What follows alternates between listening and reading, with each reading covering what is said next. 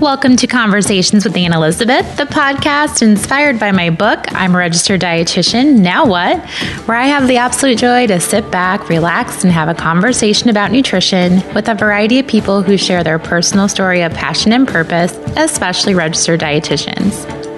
Today's conversation is with Jen Plaggemars, a registered dietitian who fulfilled a dream to go back to culinary school and become a chef.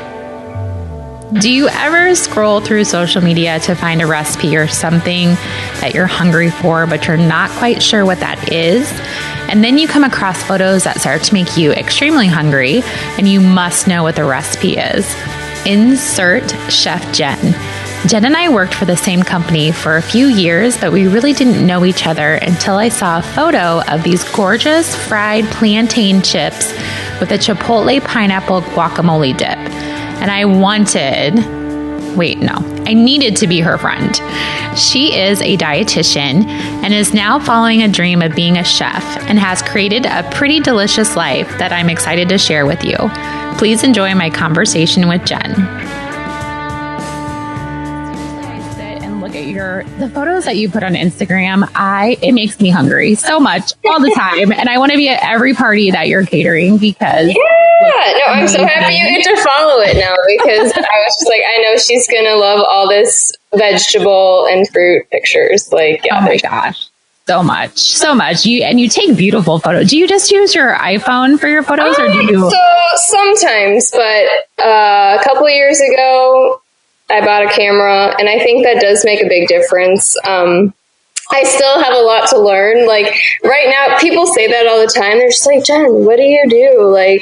Do you have someone take those for you? And I'm like, honestly, I just go up to the window and put my plate there. But I do some editing. So, actually in winter, it was perfect because that snow just made everything so bright. So that's really when you get good pictures. Right now in the summer when it's sunny, it's kind of difficult, but it's fun. It's just my hobby. I love it. Well, you're doing fantastic at your hobby. I think it's great. Oh, thanks. Yeah, and those upload directly to my website, so I kind of feel like that's just another part of my business too. So. Why don't let's go back. We'll get into your business and kind of all the things that you're doing creatively with your food. But let's go back to just kind of when you started getting interested in food and how you kind of got to dietetics. Yeah. So I was thinking about it earlier today because I'm like, there's a lot of ways I could explain it, but so I grew up cooking with my grandma on my dad's side. She both sides of my family are German, so we did a lot of interesting meals. But my grandma always cooked with me, and then my grandpa on my mom's side had a huge garden. And so now that I work as a chef, I'm super mad that I didn't take more notes because he was just, thinking back on it, he was amazing. This garden was huge. Everything was fresh. Any meal we ever had there, well, most of the time. We did eat ice cream a lot too when my parents weren't there. So he would just can everything, freeze everything. So really, he was just an inspiration to me because I feel like he was just very active and always out there doing stuff. I remember too, always going to the library with my mom and just sitting on the floor reading cookbooks. Really? And it probably didn't mean anything at the time. I think I just liked looking at the food pictures and stuff, but I don't know. Then in middle school, Food Network started. So I was in love with Tyler Florence and Emerald. I just remember all those old shows, and it's funny thinking back on it now because they're still on TV, and I don't really watch Food Network as much as I used to because now it's all cooking competitions, and it makes me nervous. But does it? That gives you anxiety. I'm I can't watch this. But so then my parents really wanted me to get a 4-year degree, and so I was like, well, I really like nutrition too. My senior year, my grandma, the one who taught me how to cook, she just had a lot of health problems. And so she'd always be like, Jenny, write me a meal plan. And of course I didn't really know what I was doing, but like she would hang it on her fridge and yeah, so it was like adorable. Yeah. So she really did listen to what I was doing. And then, yeah, so I went there for nutrition, and then I did my internship at Henry Ford Hospital in Detroit. And so I mean, it was good. That's kind of how I knew I didn't want to work in a hospital. I always really liked community nutrition.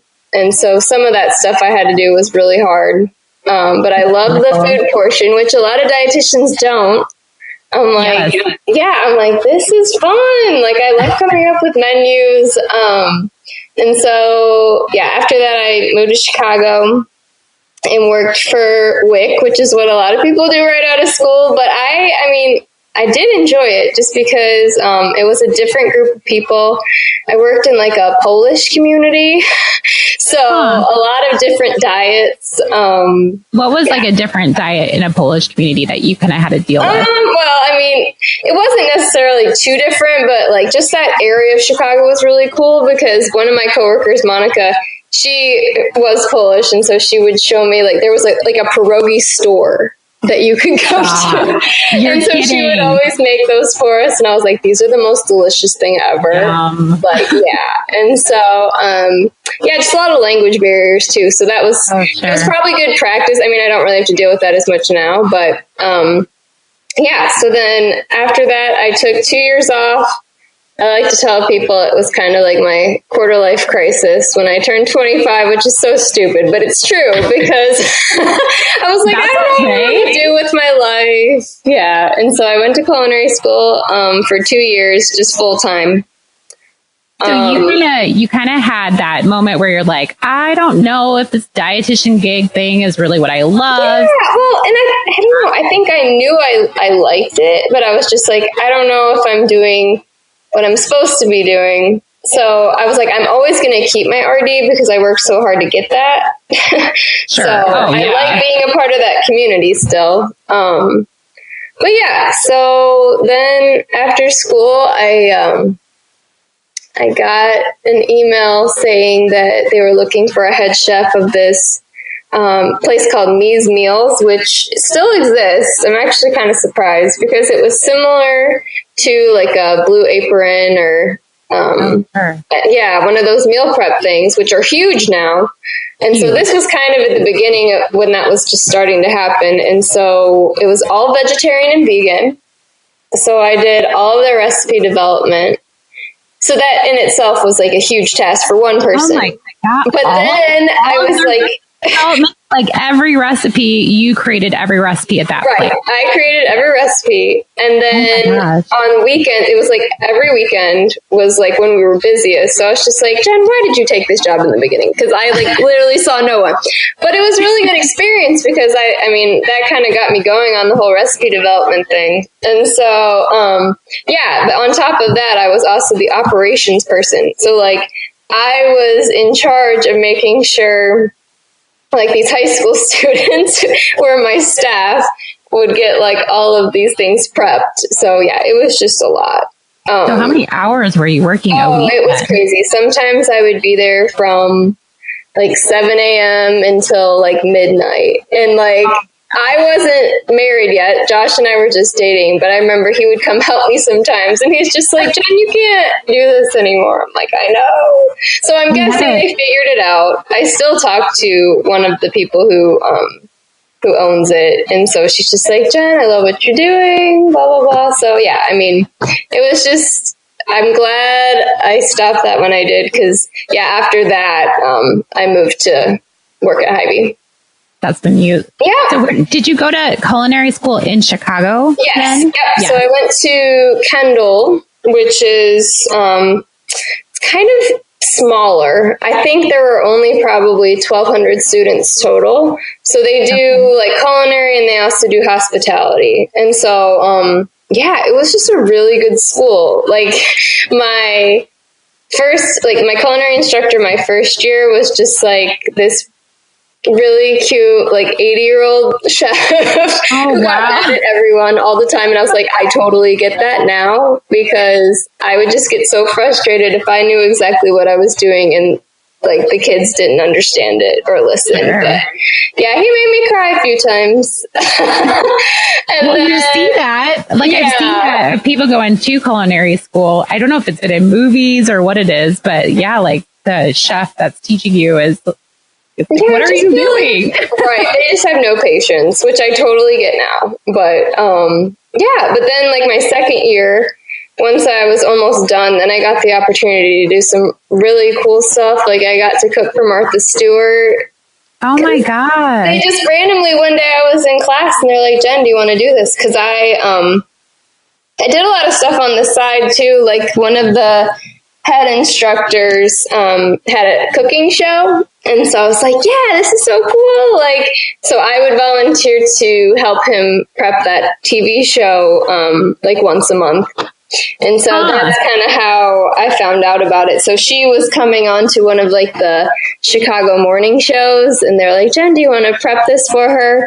So then I kind of got to see how much work like the chefs actually have to do for morning TV, which is like nothing. So they just show up basically, and you show up and then they're like, oh yeah, this is the recipe. So yes, there's a lot of people working in the background. I've always wondered that because, you know, like you're talking about the Food Network and everything always looks so perfectly cut and it's perfectly plated. Right. And it's all sitting there waiting for them. And I'm like, there has to be people behind the scenes that are putting that all together. And then and not necessarily like a bad job, especially if you like food prep. But yeah, so that was interesting. And then so maybe talk to me about, just before, sorry to interrupt you, but maybe talk to me about, you know, you went to school for being a dietitian and then you went to culinary school. So what about the differences in those experiences? Because I bet that there's a lot of dietitians that do love food and that have thought about going to culinary school, but they're scared or they're not sure. So I mean, yeah, first of all, I would say it's very expensive. Like my culinary school, I think was $65,000.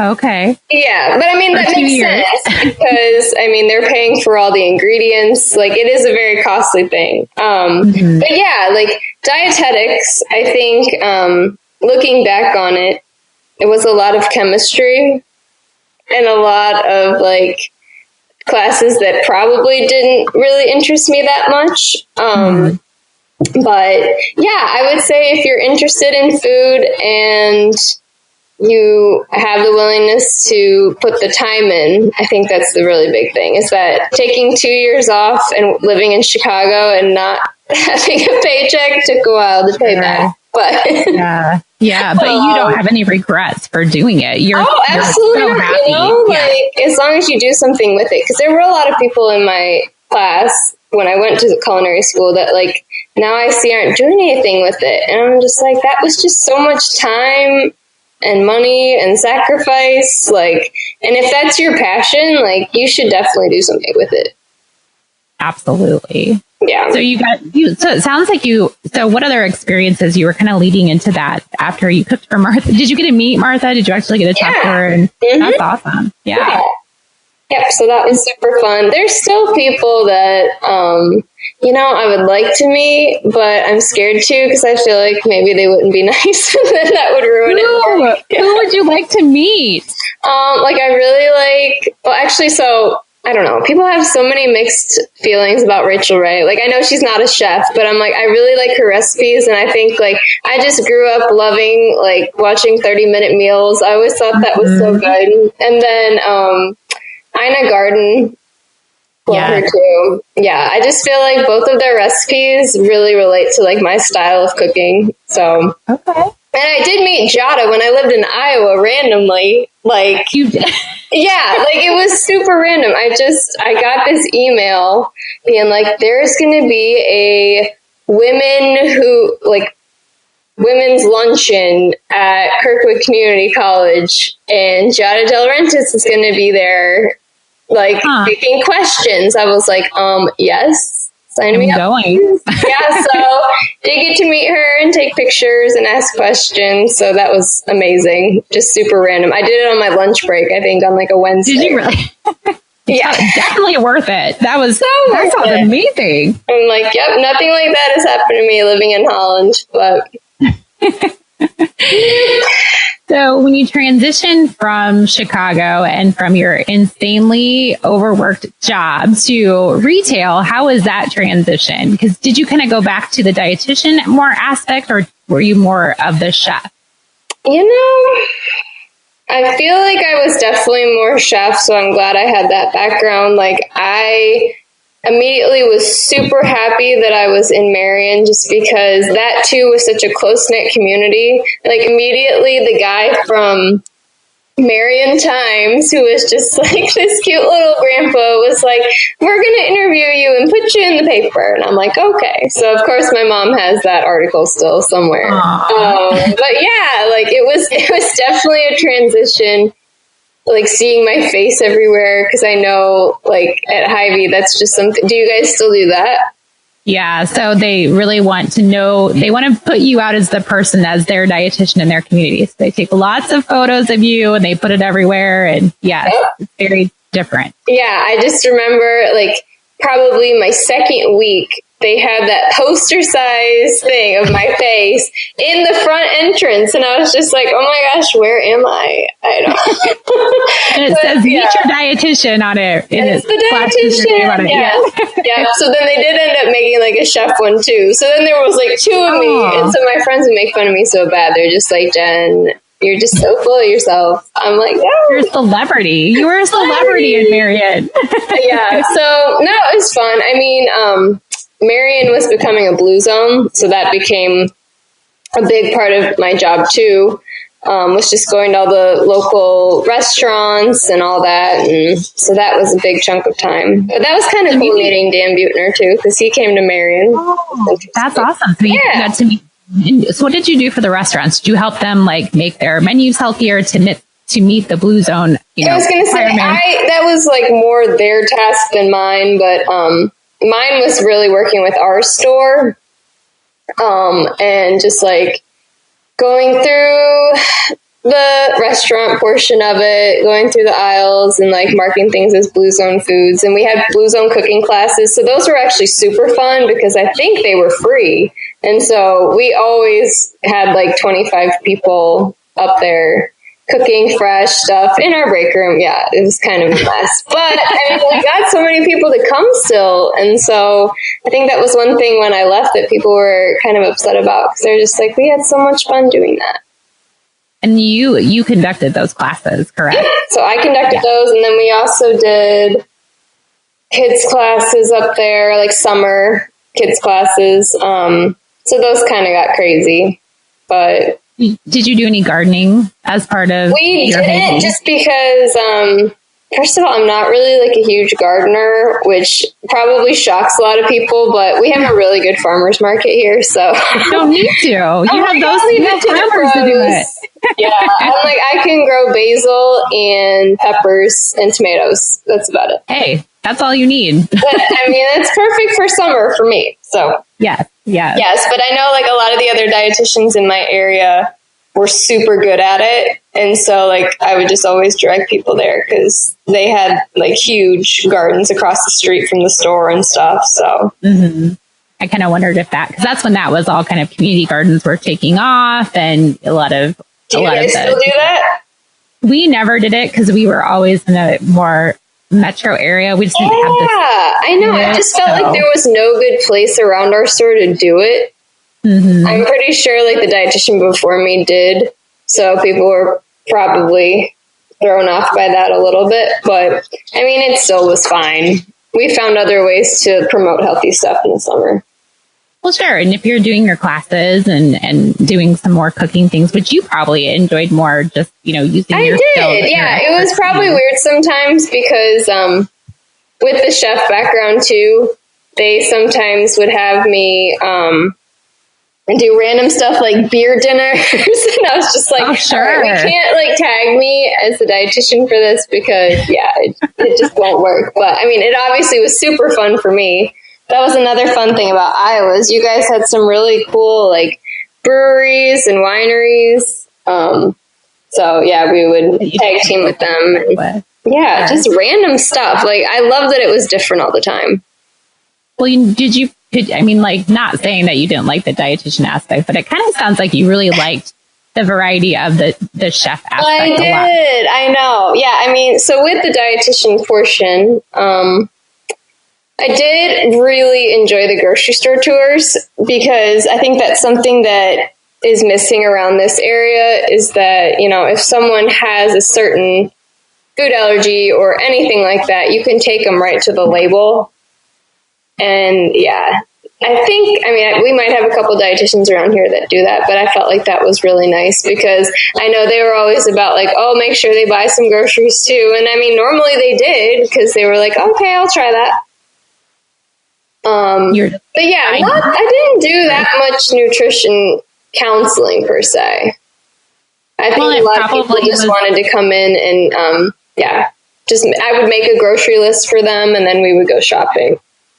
Oh, that sounds fun. Yeah, it was. I mean, especially since it was like different people all the time and then you would see them again while they were shopping. So it worked out. Well, and I bet for you, just getting a different way to be a chef was probably a good experience than, just meal prepping and doing that for a company. And then, I just felt like it wasn't really making me happy working behind the scenes. Like I really just like working with people. So I think Hy-Vee was the perfect opportunity for that. Even if it was in Marion, I'm like, you know what? Everyone, I don't know. We just really connected with everyone there. It just took a little while, but. Were you married? Did you get married in between those times? Okay. That's how I knew Josh really liked me because no, we were not married when we moved to Iowa. So no, we were engaged, but so we got married. Let's see, 2013. So yeah, the year after Josh and I moved there, we got married. And so that was kind of a process too, because we were planning our wedding from Iowa and we got married in East Lansing. Okay. Yeah. So that was a chore. It was. I mean, it was kind of nice, I guess, for me, maybe not for Josh, because he was working from home. Like when we lived in Chicago, he was working for Groupon. So he was kind of able to do everything from home, but he hates that. Like he needs to work in an office. He likes being around people. So then he changed and worked for GoDaddy, which is from Cedar Rapids randomly. And so, yeah, you probably knew that. So, but that is how we bought chefjen.com, which I never thought I would do anything with, but it obviously all works out. So, yeah. So did you buy that then? Was it while you're in Marion? Josh was working at GoDaddy. He's just like, Jen, I noticed that this is available. Do you want me to buy it? And I'm like, yeah, sure. Why not? So it sat there for a little while. It sat there for a while. Yeah. I mean, yeah. So, so then we moved back to Holland. Let's see, when was it? January of 2015. And so that was kind of when you're from. That's where your family where Josh is from, yeah. Josh is from. Okay. Yeah. So you're back in Michigan. In Michigan, and then it took us a few months to really figure out what we both wanted to do because, Josh, his mom had passed away, and so we were just like, okay, like, we got to move back because we don't really know. We don't want to be doing this from Iowa. And so, so he found a really good job, but he was driving to Grand Rapids every day. So that was like an hour each way.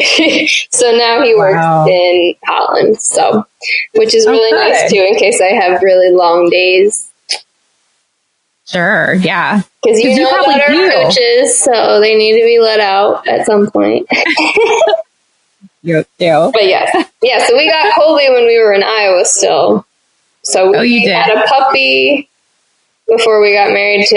And then, We still have him. He's almost 6 now, though. Aw, he's like a middle. Is he gonna have his quarter life crisis? He probably is. I feel like he already is like that for sure. And then Wally's just like running in circles. So he keeps him young. Yeah, absolutely. So you're back in Michigan and you decided, okay, I'm going to start doing something with this chefjen.com.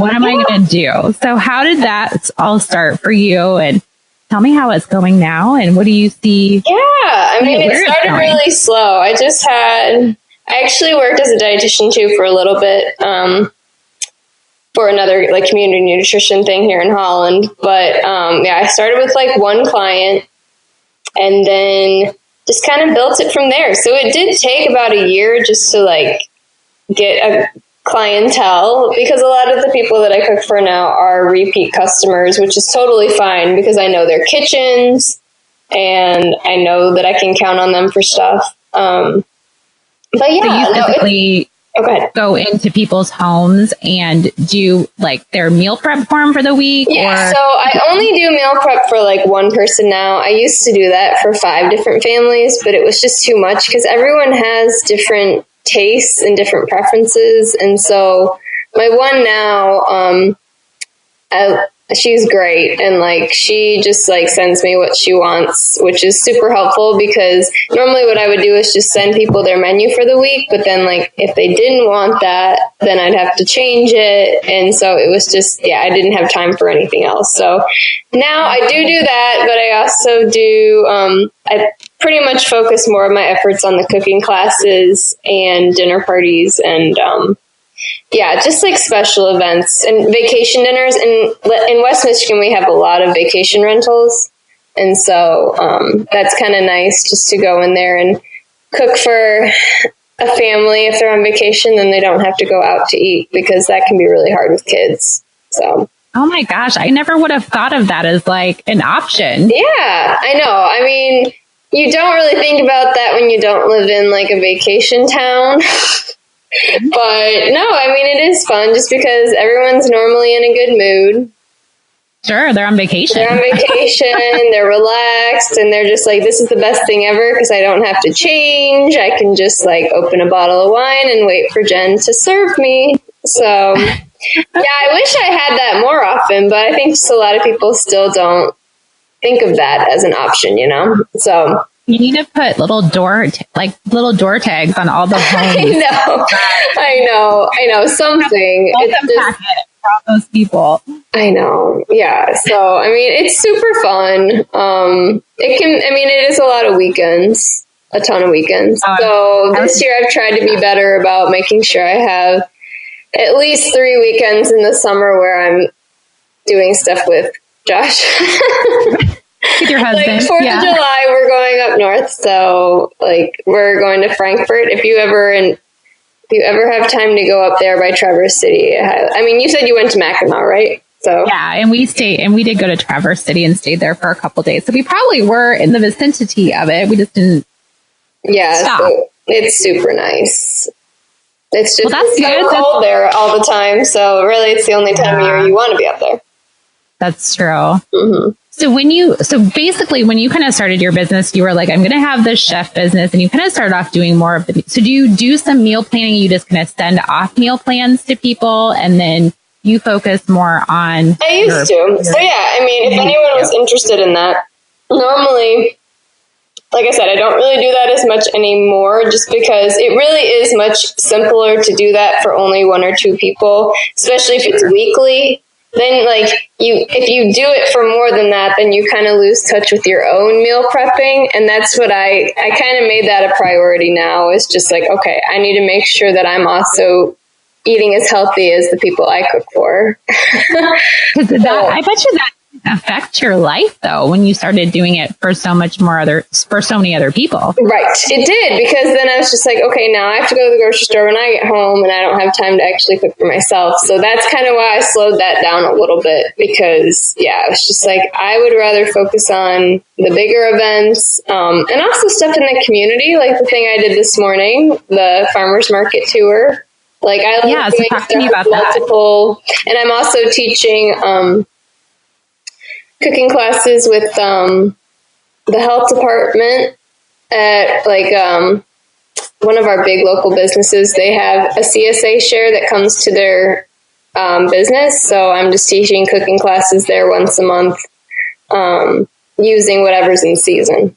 So, that's a great idea. Yeah, so how do you get these gigs? Do people seek you out, based on your website? I feel like it's all word of mouth. Like, you just get there. And I mean, I'm sure it's the same way for you. Like, now that you've worked there 10 years, like, people just know that you're there. They know where to find you. Mm-hmm. And social media is really good too. I mean, just posting things all the time of what you're doing, then people are like, oh, that's really cool. I never thought about that. Like, I taught classes at an elementary school because they have a garden program. So yes, I guess I did something with gardens. In May, I wasn't growing it though. It was already there. So we just did a couple classes with kids who, it was like their reward for good behavior. And so, nice. Chef Jen's coming, and we just did a few easy stuff. I mean, not a lot of this stuff is paid, so that's another thing to keep in mind too. It's just, I find it really fun, and it fulfills my happiness, so I'm like, I don't know. Yeah, just keep doing it. And I think that's you're an entrepreneur, and I think that's always the big question. It's like, how am I going to make money at things, but how am I also going to do things that bring me joy? And obviously, it's a constant struggle, let me tell you. Yeah, because I go to a lot of networking meetings and stuff like that too with our chamber. Like, we have the West Coast Chamber of Commerce, and so that's a lot of local businesses. And I mean, I think part of that has been great for networking, just to like get your name out there. But not a lot of those people are going to hire you. A lot of times they're like, can you donate something for like our auction? I'm like, oh my gosh, like that's happened so many times. And I do it because I'm like, all right, that's an opportunity to advertise. But yeah, that's true. Yeah, I think you just take the paid with the unpaid and hope it works out. Well, and so like, what's the size of your community? How big is Holland? I don't know the exact number. I would say at least 100,000. I mean, it's not like small compared to here. Let's look it up. Yeah, because I think, compared to my surrounding cities like Saugatuck, those are super, super small. So you live in a like in that size of community, you could easily get lost too. So it's important to make sure that you are giving yourself. Because I think in Grand Rapids there are a lot of personal chefs. Okay, I'm totally wrong. Holland has 33,000 people. Totally off. Yeah. So and that was in 2016 though. So I feel like a lot of people are moving here. It's definitely growing. Okay. But yeah. So I guess that makes more sense just because I feel like it is small enough where people do get to know each other, which is nice. Well, and so like, thinking of knowing each other, is it like you said, like Grand Rapids has quite a few private chefs, and there isn't as many in Holland. Do you know some of those? Like, do you network with other chefs? I do. Not so many in Grand Rapids because that is far enough away where I think they have their own thing going. But yeah, the ones on the lakeshore here, I do know a number of them, and we help each other. Like if I can't do something, since I'm just one person, a lot of times I do have to say no to people, so I will send them referrals to them, and hopefully they do the same. I'm sure they do. So yeah. That's awesome. Yeah, so you just kind of help each other out, because summer, I think for all of us, is our busy time. Winter, we're all just kind of like, all right, I need to find something else to do. So, what are we going to do? Yeah. So, I don't know. So how do you create your recipes, your delicious, amazing recipes that you post on your website and you make for all these fabulous dinner parties, which you just had a whole bunch this weekend, didn't you? I had 2 on Saturday. Oh my God. One was a pool party, and so that was during the day, and then the other one was a dinner party. But yeah, what's nice about that too is that the longer you do it, the more you're like, okay, that worked out well. I'll use that recipe again. But yeah, I just think I mainly go with what's in season, because then it's cheaper and it's also going to taste so much better. So, but yeah, for my recipe development, I think it's just a lot of like, okay, I saw this ingredient and I really want to do something with it. Or, I don't know, I watched something on Travel Channel or something. Like, I am obsessed with Anthony Bourdain's show. Like, I was pretty upset about all of that because, yeah, I just love like watching different parts of the world and like see what they eat. And I'm like, oh my gosh, that's such a good idea. That you want to try it. Yeah. Do you use a certain, because I know, I'm sure you have to like write all these recipes down and like have a filing system and an organization system of some type. Do you use like, is there a computer program that helps you keep this all organized, or how do you do that? Paper. Yeah, no, I do better writing things down than I do typing it out. So no, I have like probably 12 notebooks full of recipes because I've been doing it for so long. Like I started that blog when I worked at the grocery store. Oh, okay. And that was just kind of like a fun thing on the side. And I don't know, with my schedule, it was nice because I think I was able to update it like 3 or 4 times a week. I just like get stuff when I was at work and bring it home. And I mean, it was nice working there too, because I got so much inspiration about like, they too wanted us to teach the clients about new foods. If you guys got something in the produce section, they're like, Jen, come try this. So I just remember too, like, I don't know if it was Melissa's Produce sent you guys some interesting stuff, but you guys had the cane grapes that were just amazing. And I can't find stuff like that here. Darn it. I know. Yeah. So you've got, you're just kind of like just down to earth, like have your notebooks, just create things that are in season. Yeah, and sometimes I don't use stuff that I write because I'm like, no, that probably isn't going to work. Or I make it and I'm like, no, I'm not going to post that because it's not good enough. But I think that's how recipe testing goes. Like, I actually would still love to work as like a recipe tester. I think that would just be the coolest job. But like I said, I live in Holland, so it's okay. We're making it work. And it sounds like when you meet with the people, I'm assuming you meet with them, you go over the menu, you talk to them prior to their party. It's crazy. I mean, we do email, but like I would say 75% of the time I don't meet them before I go there. Huh. Yeah. Interesting. So that has to be time people are just so like, how did you just like go into this kitchen and know where everything is? I'm like, well, I've actually started to bring my own equipment and platters and everything, because then that saves me an hour just from trying to find things. Because, I bet. Yeah, so that way I can just walk in there, turn on the oven, and get going. You probably have quite the packing system, and you have a huge car. I just switched my car because, and I still feel like I need a bigger car. I don't know. Josh has a Land Cruiser, so that actually might be my work car, and I'll just make him drive mine. But there you go. Yeah.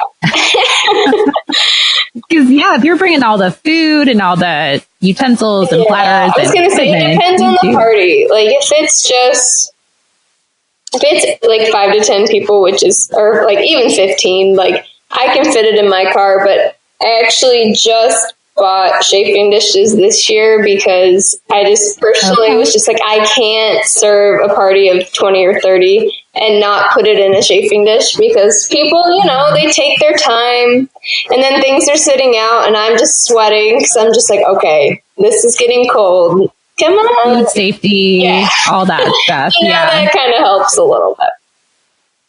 Absolutely. Especially that's a brunch. Exciting. Yeah.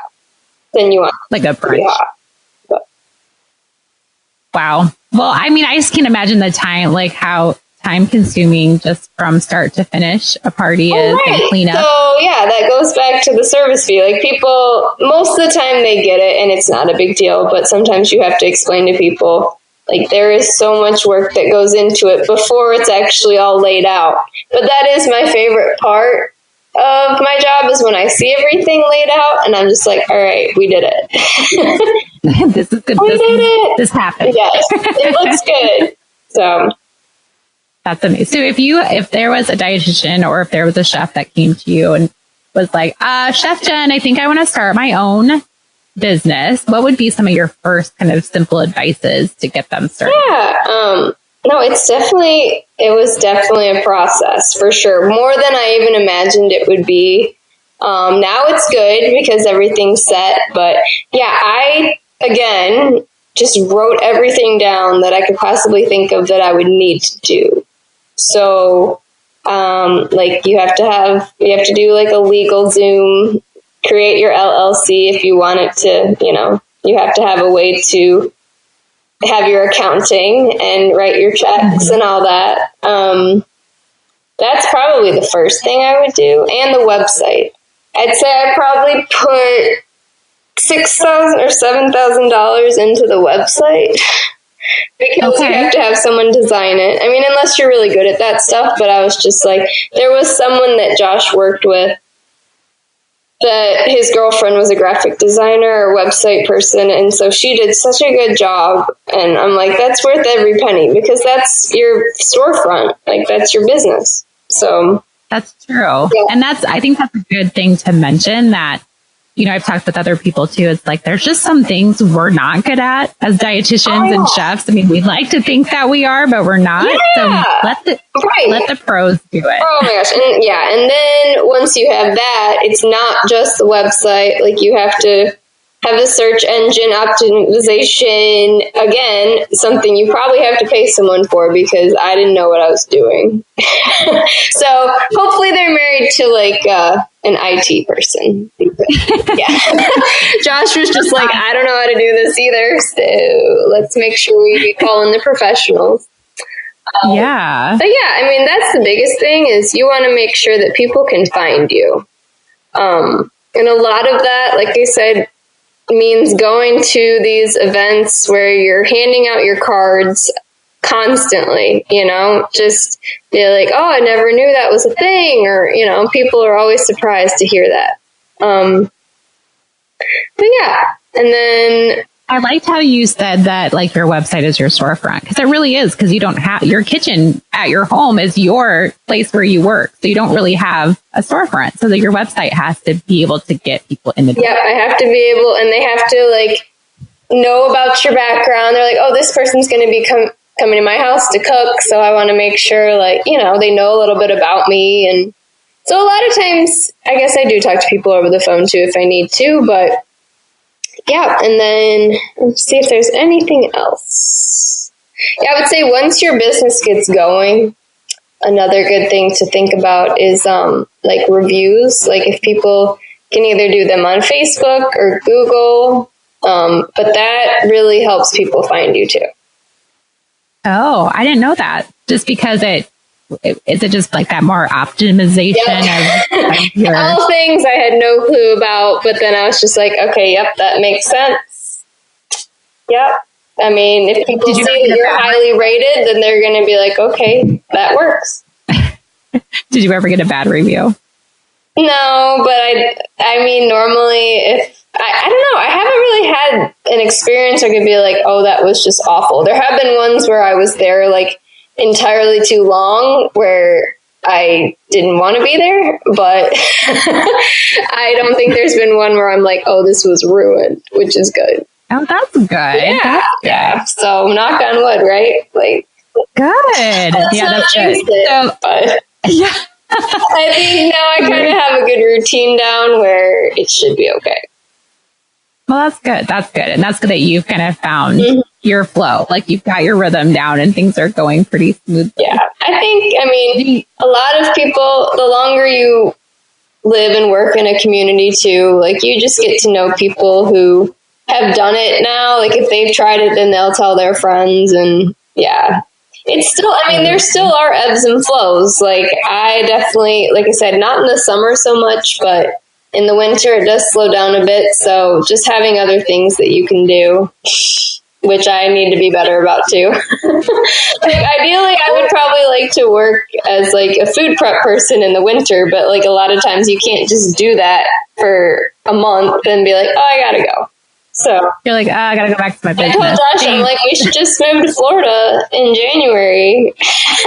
You should. I'm like, there's plenty of people down there that would want me to cook for them. Absolutely. See, you could just be a snowbird. Eventually that's going to happen because Michigan is so beautiful in the summer, but I really hate it. Like January to March is rough because it's so dark. But you understand that too. Iowa weather was just as bad. It was colder, I think. It is. Yeah. And I would agree with you. And I think that's what I was going to ask him. Like, where, where do you see your business going? Is it kind of going and exploring different places? Yeah. I think with all the different things that I've been doing that it at least keep me as busy as I want to be. I think that was another goal I had too, was that like I almost was overworking myself, and I don't ever want my job to feel like a chore. Like I want to actually enjoy it. So if I'm not like swamped, I've finally gotten to the point where I'm like, okay, that's okay. Like you can make the events that you have on your calendar probably better because you won't be rushing. That's true. Yeah. So I don't know. I really hope it just stays steady like it has. I think a lot of times in the summer, people have parties that they do every year. So that's just something that I can always have on my calendar as long as they do it. People ask me a lot, like, oh, are you going to hire anyone? And honestly, I just don't think so. Just because, I mean, the business is called Chef Jen. So it might be hard on someone being like, oh, yeah, that's where I work. But I do have chef friends that like I can ask for help if I really need it. So good. Yeah, and Josh comes and helps me do dishes if like it's a huge party. Not that he loves it, but like he'll do it. So well, that's a good sous chef for you. Yeah. But yeah, we have some events in Holland too. In the summer, like getting involved with the farmers market is nice, just for like the community farms. We have a lot of farms around here. And so just making sure that they know who you are and, use their products. And then, they know a lot of people too. So do you tell people that you're a dietitian as well? Yeah. So that is on my logo is like chef and dietitian because I don't ever want to get rid of that. Like I said, it's kind of funny because you kind of forget sometimes because I think I got my 75 credits or whatever done like 3 years ago. So sure. I'm like, hopefully you're like, I still am one. I haven't heard anything, but yeah, I think it gets renewed next year. So gonna have some different goals, I guess, if they still do that. Yeah. Well, that's okay though. I think that's great to see that there's opportunity for someone who is more of a culinary type of dietitian that can succeed and have their own business and do fantastic with it. I'm working on it. Yeah. Well, trying my best. Yes. No, it is hungry. I tell you what, if I lived close to you, I would be at your door every day being like, no, I know, we'd probably just be hanging out more than anything else. But no, I have one of my friends here. I was so happy that I found her because she too has a blog called Healthier Holland, and I was just like, where have you been? Because like she totally gets it. She's a teacher, so like she's not a dietitian or anything, but like just like surrounding yourself with those people who kind of have the same interests is nice too, because there is always a need for, I don't know, just sharing healthy ideas and getting people motivated. That's so true. And you can find those people in your community. Sometimes you just have to find them. They're around. I mean, I'm sure you have no problem since you're in like a bigger town, but then I think you make a great point. Like when we were talking about the size of where you live, it doesn't necessarily have to be a big place or a small place or whatever place. There's always going to be opportunity if you are passionate about it. Mm-hmm. Well, yeah. And going back to Marion, I really feel like maybe people didn't think it was a healthy community, but it was. Like, so many people had, like, great food knowledge. And that's good. And people don't think about that in Iowa, People don't. Like, I didn't think that either, but then I was just like, you guys have more than anyone I've ever met because of all the farms. Like, yeah, it was that's great. True. It's different.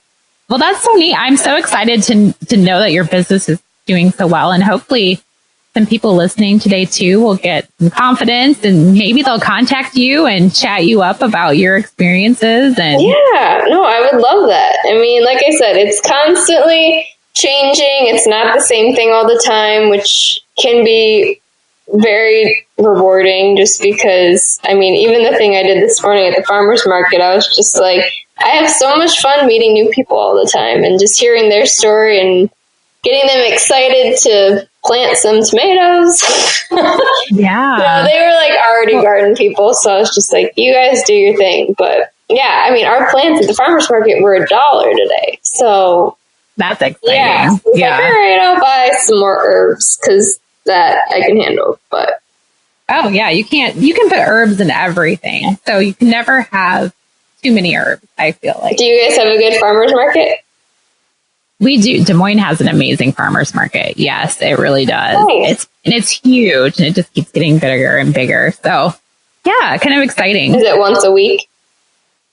Once a week, and they do it almost all year round. So in the summer and the fall, it's outside, and then there's a big building downtown, and where they kind of move it indoors during the colder months. Okay. So nice, kind of interesting, yeah. And then like all the little communities around all the suburbs, they kind of have their own little farmers markets too. So they're kind of everywhere. Almost every night of the week, you can go to a farmer's market. So yeah, nice. Well, good, fun. It's fun. Well, I appreciate you taking time to chat with me today, but I do have some fun questions for you since you answered all the hard questions. They weren't hard, but yes, go ahead. So share with me some foods that you enjoy, or kind of your favorite food. I like so many different things. So, I mean, it seems really cliche, but one thing that people always ask me is just like, what is your like signature dish? And I'm like, honestly, I do love fish, which that was my favorite class in culinary school, which people always find super weird. But I bought this fish knife that's just amazing. Like, it just like is perfect for filleting fish. So once a year, they have this huge fish sale at our farmer's market here. And so I'll just get like the huge salmon, fillet it myself. It's almost therapeutic. Super weird. But yeah, so definitely fish, but also vegetables, because I think that's probably my trademark at this point, since I've done so much different stuff with vegetables. It's just making them taste good. And that's kind of fun for me to watch people be like, oh my gosh, I've never had broccoli taste like that. I'm like, yep. Mm-hmm. It's your favorite. I have shared some of your recipes for your vegetables with my clients, just because I've tried them, and then I'm like, you've got to try this vegetable. And I make it for some of my classes too, because no one eats enough vegetables. No, I know. And it's like, it's really not that hard, guys. You can do this. It's just, I grew up eating boiled vegetables because that's how my mom knew how to make them, and I just always hated them. So I think it's just, a lot of education, and you actually have to have people try stuff for them to believe you. So. Yeah. But yes, so definitely those two things for sure. But yeah, I'll basically eat anything. Well, is there any food that you don't really care for? I mean, getting really weird, I guess, like intestines, but I'm sure you tried that was in culinary school, and I was like, there's a reason they fry these, because but no, I mean, that makes sense. Yeah, I really will eat most things. I mean, I have favorite foods, but I will never say no to something if someone offers it to me and they're super excited about it, Yeah. Well, that's kind of true. If someone's so excited about sharing food with you, you're kind of like, oh, I have to try this. Right. That's such a good point. Right. So, no, I mean, I love eating vegan, but people are always just like, so are you one? And I was like, no, I do eat everything, just because I like having a variety of things. I don't know if I don't know how I left this out, but I was diagnosed with type 1 diabetes like 2 years ago. And so really? I do. Yeah. So it's super random.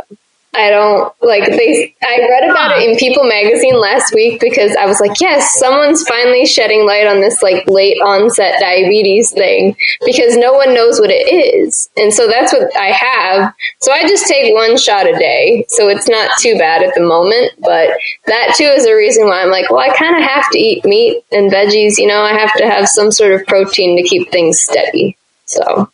Sure. Oh my gosh, that's so random. How did you figure that out? I mean, you're not feeling well? For my dad's birthday, like 2 years ago. And my younger sister has had it her whole life. And so it's in our genes. Like, I pretty much knew there was a chance I would get it at some point anyway. So I wasn't too surprised, but, my parents have it too. My older sister's the only one who somehow avoided it, and she loves desserts. So I'm like, you better watch out. But I just checked my blood sugar randomly because I hadn't checked it in a while, and it was like 230, and I was like, all right, yeah, that's really high. But even at my doctor's appointment that October, it had been normal. So something happened. I don't know. And so, I went to the doctor, and they diagnosed me, and they immediately were like, oh, do you want a pump? I'm like, dude, let's just slow this down a little bit. Like, you don't even know what I have. So now I've just been on the long acting for that 2 years, and I pretty much have a good routine down. I feel good. So exercise is definitely important. I was always one not to really exercise that well. And now I have like a couple different kinds of exercise that I like doing. So. That's so interesting. So you do have to be more mindful of your balance of your own food that you consume. I mean, I still have to live. Like, there's certain things that I'm just like, I can't give that up completely. Like, I mean, on our side of the state, we love craft beer. Like, that is just like what happens when you live in like Grand Rapids and Holland area. So, I mean, I'll have that once in a while, but I really do try to watch it. I don't eat a lot of sugar, so. Well, good for you. That's my weakness. And most people it is. I'm just like, yes, I wish I could just eat all the brownies because that is my favorite thing. But pick my battles. Oh, man. Well, that's interesting. Yeah, how did you leave that out? We went this whole time and you didn't even mention it. But I guess I just don't think about it that much anymore because I just have the routine like, I take my shot at 7.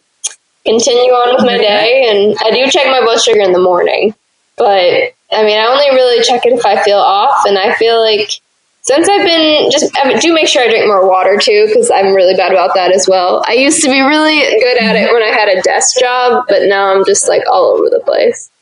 Oh, sure. So I could probably take some advice from you too. Drink more water. Yep. Probably reduce some of your craziness in your life, which you will figure it out when you get more into your routine of how things go. Yeah, exactly.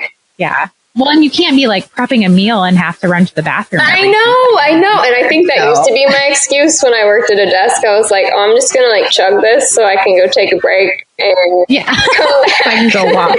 But no, I just make sure I have like my Yeti, like huge water thing. And I just like try and make sure I have it by me. So it's at least in eyesight. The Yeti is the best thing ever created, I think. Yeah. When it comes to water. Especially in the summer. You want it to be cold. Yes. Yeah. And you don't want your glass to sweat all over. Exactly. Yep. Which leads to my next question. Do you have a beverage that you enjoy? So, really? Craft beer. No, that's like Josh's favorite. I really love I love red wine. That's like my favorite, but it has to be like really dark and like the kind that probably makes people get headaches. Like I love the one where it looks like it's healthy for me. Like I'm getting my antioxidants. I like red wine, and I also really love like club soda with a ton of lime, maybe some vodka in there, but really it doesn't have to be like. Normally, if I'm getting club soda, I'm like, and with the side of like fruit salad.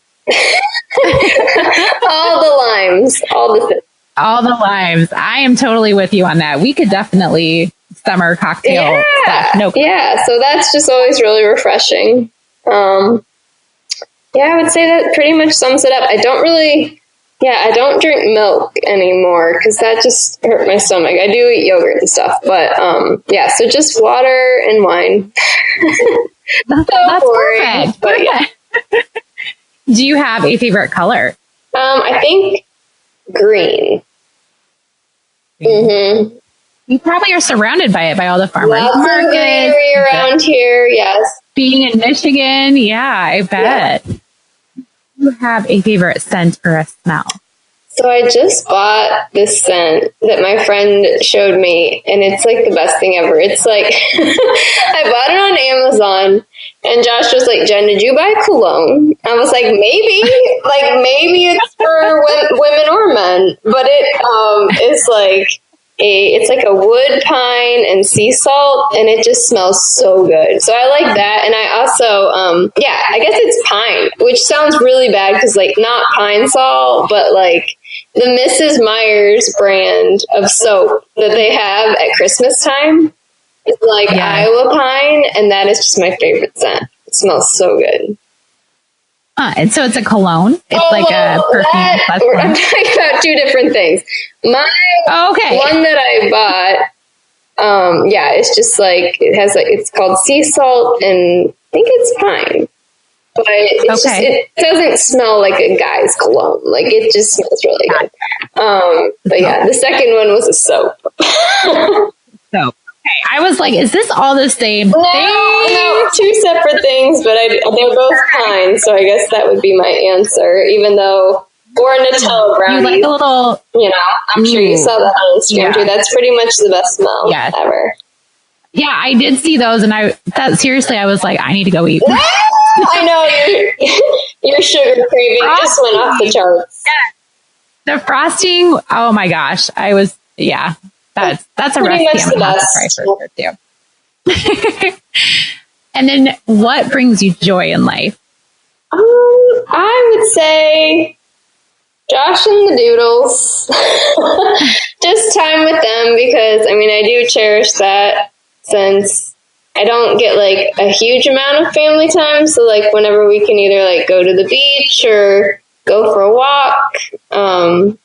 It's just fun. And like the dogs are just always so excited to like do anything that's not at home. So just taking them on some adventures is always really fun. That sounds good. Well, and like you said, you just don't get a ton of time. So it's nice to be able to spend time with them. Yes. Do you have pets too? I have a cat, so you might see her on my Instagram. Feed every once in a while. Go on many adventures, probably not. No, she wants nothing to do with adventures. So we just stay put, and there'll always be a Catter Day picture of her. Oh, yay! Perfect. So yeah, but she's not as cute as your doodles. Your doodles. There's something. Well, Jen, thank you so much for taking time to chat with me today, and I do hope that we can connect in person sometime. Yeah, I hope so too. I really hope so. Yeah, so I'll send you my information so we can meet up.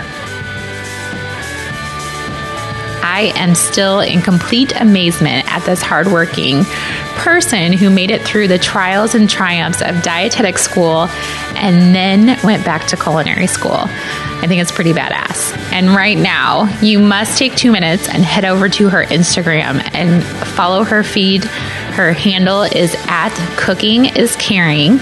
And I must warn you, if you're hungry, you will get even more hungry, and you'll find a slew of great recipes.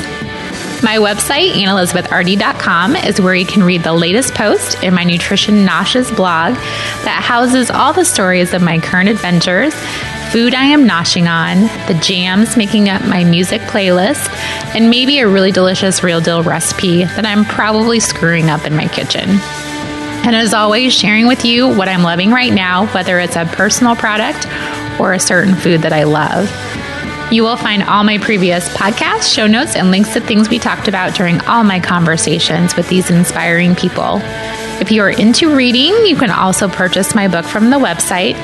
And I hope that we can connect more and join forces on social media by following me on Instagram, Facebook, Twitter, and Pinterest @AnnElizabethRD.